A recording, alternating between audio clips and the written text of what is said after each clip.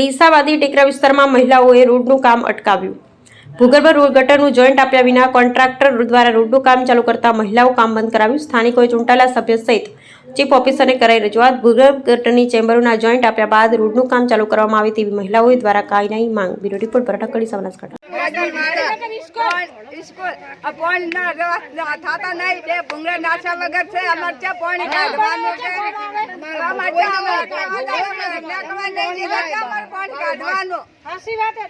निकाल नहीं अमारा छोकरा बीमार पड़े पानी भराय है અને કનેક્શન આલેલું નથી ગટર ખોલેલો મેલેલા થી ગટર અને રોડ કરવાયા છે રોડ કરી નોક્ષિત કનેક્શન છે જોડવાનું અમારે